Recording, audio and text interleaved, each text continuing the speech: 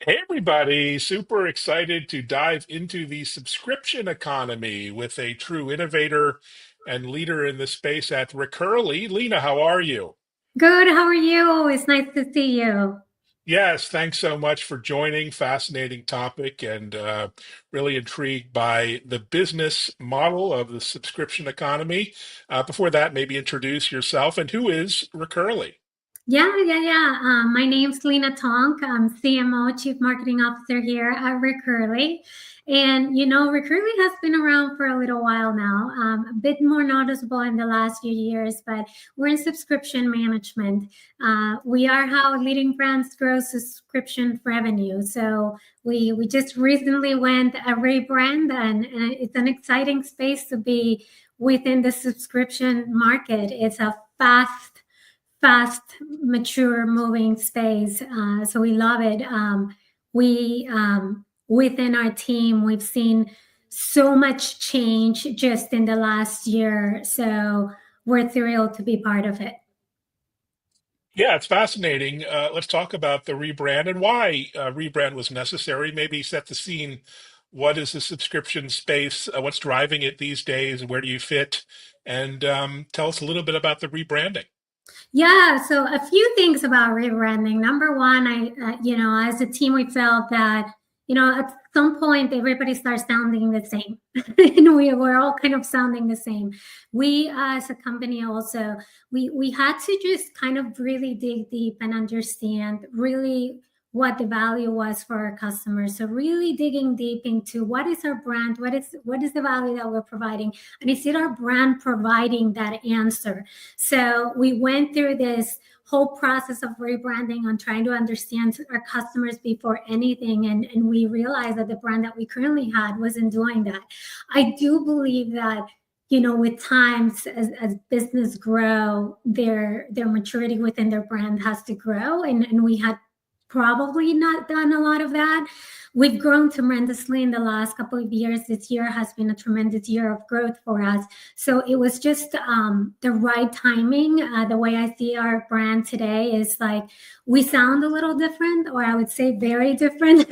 We look very yellow, but we are, the personality of the brand really attaches to the way we talk to our customers, the value we provide to our customers. So we're pioneering, we're lively, we're trustworthy, we want to be refreshing. So it's exciting to see that as the market mature, our brand mature along the way. And yeah, it's an exciting time to be at Recurly. It is indeed. And let's talk about the market, kind of big picture for a moment. We've seen the shift from one-time software licenses to subscriptions over the past decade. That's only accelerated. But what are the changes are driving this move to subscriptions? And what do you see? What are the key trends that you're tracking? Yeah, look, when we look at subscriptions, that's not where everybody went, right? Like now when we look at it is you have companies, really any market, trying to tap into subscriptions because it is providing an additional revenue stream. And it's not only providing that revenue stream, but it just becomes a predictable revenue stream that you have access to. So we see a little bit of everything. We see also SaaS companies going into subscription models because it actually gives them this advantage of being like closer to their customers or their subscribers, or the loyalty and what they're doing with them. But all in all, what we see every single day is the way I call them, especially after being new in subscriptions for a year, is I feel like we have the subscription natives, people that have done subscriptions forever. So I think when we think of that, we think of the Netflixes, the Paramount Plus, and all of them. But then you think of the newbies, the ones that are tapping into subscriptions, and what does that look like for them, and what is the opportunity for them? And it opens up that not just the revenue stream. When I talk to these customers, it's just not what it comes from revenue, but it's the intimacy that you bring into having those customers so closely with you. I truly believe that subscription will grow so much in the next couple of years. We see it by experience every single day, where we have companies that never been into subscriptions. They hire one person and they say, you go tap into subscriptions and see what's happening with you. Those are the newbies. And it is exciting for us to have that opportunity to guide them. Our new brand talks a lot about that, is us being pioneers, us being able, we've been in this business for a while. We know how to guide the way. When you have those that have been in subscriptions for a while, but then now they're running into all the challenges of growth or global growth, and where do they go from there? So we love working with those as well. And there's tremendous brands that have been with us for a while. Paramount Plus is a good example. Just recently, we work really closely. Another example is Newly, Alaska Airlines, how they tapped into, completely broke the mold on revenue streams, on being very, very creative on when it comes to subscriptions. Wow. So this is not just a SaaS proposition. They're really interesting companies taking advantage of this. And talk about what that means from a benefit or value standpoint. Obviously, you have loyalty building. You have unique insights you can build with customers, ways you can deliver product in new ways. What are some of the other many advantages you're seeing from the Yeah, I think, subscription model? yeah, the number one is kind of like I said, when you think of it, if I'm in a business, I'm going to think, what kind of revenue is it providing me? It's probably how some of these businesses look at it. But just right next to it is the intimacy that comes with being right close to your customers. And those customers being able to provide subscribing experiences. We're seeing that there's just because it has taken off so much, there's just so many trends about behaviors and subscriptions, behaviors on us just as subscribers. We behave completely different than we behave as subscribers before the pandemic. And the pandemic hit, and we were all in streaming and doing subscription things. And then we come to today where it has matured so much or advanced so much. So I think that's the number one thing, is that intimacy and closeness that you get with your customers, where you're actually able to understand where they're going, where they're growing, where the next step is for them, so that you can get some answers for them and get them ahead. So I think it's endless. The possibilities actually with subscriptions are endless. There's no short of challenges as well as they mature so fast, but the possibilities are endless. Revenue and customer experience are probably, for me, the top ones. Amazing. So you mentioned challenges. Let's touch on those. What are some of the biggest challenges when adopting recurring revenue models when it comes to, retention, churn? How do you address some of those challenges?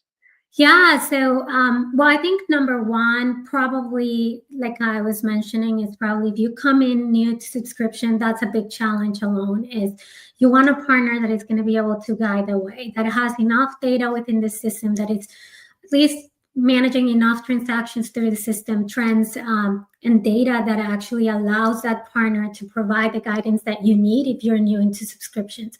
On the other hand, if you're large, you've done this for a while, you need a partner that has that same volume to be able to guide that way for them as they think of the next level of growth. So you're looking at two complete different, almost, they might be the same persona, but in this scheme of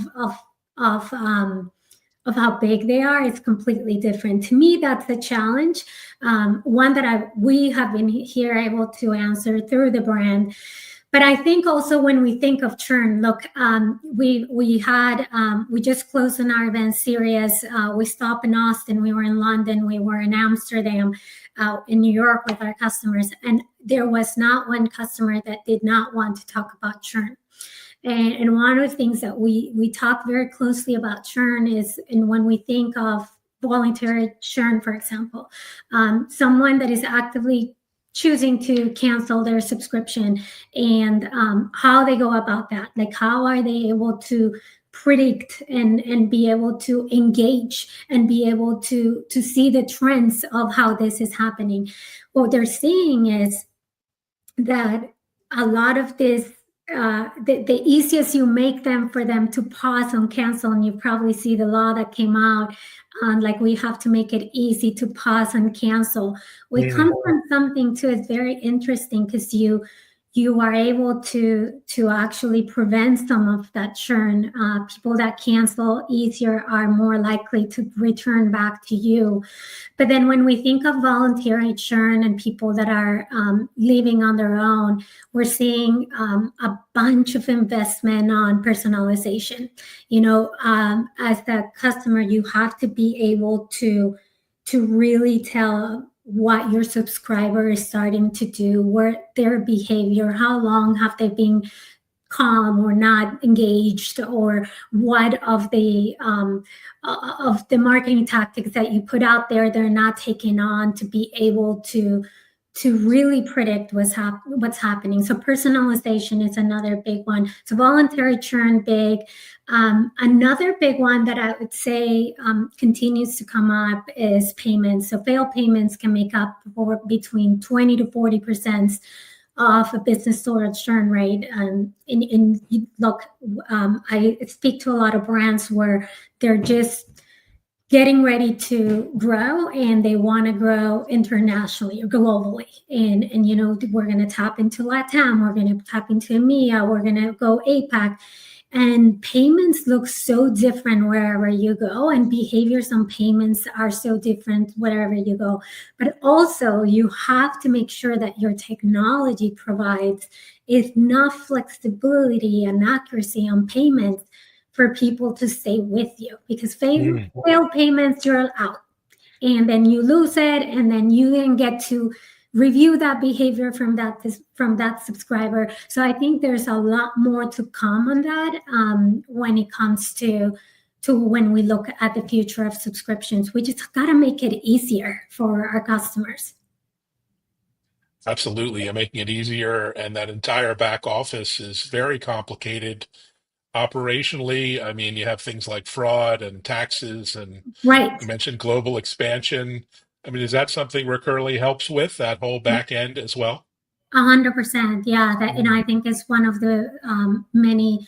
I don't think we win one of our events without touching on global expansion, because I think everybody's trying to do it. And the ones that are already out there actively global, they're trying to grow it. So then when you actually, what you just said, taxes, compliance is completely different. And being able to address those behind the scenes with your system is absolutely critical.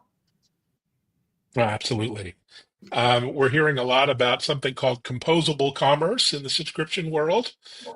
Maybe help me with the definition. I'm not sure exactly what it means, but what does it mean for brands and the way they build out their tech stack? Yes, so we're seeing a lot of that in our end too. What we're saying, we're answering a lot of that is, as brands come together, they're trying to bring things together to answer to all the needs that they have in front of them. I was actually in a session with a customer specifically where we said we're just going to have a composable moment here where we're building some of their global goals ahead. And one of the things that they wanted to do is just kind of bring it all together and see, okay, with what Recurly is doing for me, what else am I going to need in order to be able to answer for this? So I think it's because of the challenges and the challenges mentioned, but the challenges to me are like tremendous opportunities. It's what we're seeing on subscriptions, being able to bring together all the things and the components of what you need to actually get to that goal, or wherever you're going. If you're going global, if you want to grow to the next level, if you want to provide a different type of subscription, that's what it does. And I think it's the future of subscriptions. Yeah, and it's an exciting time. So as we head into the busy holidays, it's make or break for retailers and e-commerce players. What are you excited about as we head into the season, as it were, and early next year? All the big industry events, albeit NRF, for example, and big retail tech event. But what are you and the team really excited about as we head into 2025? Yeah, so I think there's so much. I mean, I will be remiss in like not mention AI. We're very excited about our AI capabilities, and just recently we talked about we went out and talked about our ability to have AI powered growth at Recurly, and we introduced Recurly Compass in Q4, and we will go all out in Q1. And it's really what it is a suite of driven tools that act as an extension of our team. So anyone that has Recurly has the ability to see ahead, see the trends. It provides them recommendations. So when I was talking about like those things that you're not able to see, and when you're not able to connect, you have the ability to start seeing ahead. Oh, I'm churning on that way. So maybe, hey, you should be considering this campaign. And today, what else is everybody doing? And it has that dashboard that shows you the view of everyone. To be honest, that's not the only thing I'm excited about, but I've been fascinated by it because I'm a true believer that we all have to make room for AI, and when it's done right, I think it can just provide such power to us humans if we do it right. And I think Recurly Compass has that ability to do that. When we were testing some of it, I was sitting next to a customer and we started bringing all his data, and it was so cool to watch where he was like, well, but for that type of group of customers, what type of campaign should I have? And it will give them like all the options of, you should do this, but if you do this one, you get here faster, and here are the trends of what others are doing. So I'm excited about that. And there's a few things on the marketing side from Recurly's perspective we're excited about. I talked a little bit about those events we just came back, but we will be releasing. So I'm going to tell you first, but it will be coming up on our LinkedIn pretty soon. But we have What's Next event series coming all over the world. We will go globally almost every month. We will be somewhere where we're bringing our customers and future customers together to talk about subscriptions and, just kind of get together and learn more from each other. So I'm really excited about that as well. Wow, so much to be excited about. Congrats on the successful rebrand and onwards and upwards in 2025. What an amazing proposition for your customers. Thanks, Lina, for joining. Thank you so much for having me. I appreciate it. And thanks everyone for listening, watching, and sharing. And stay safe. Take care.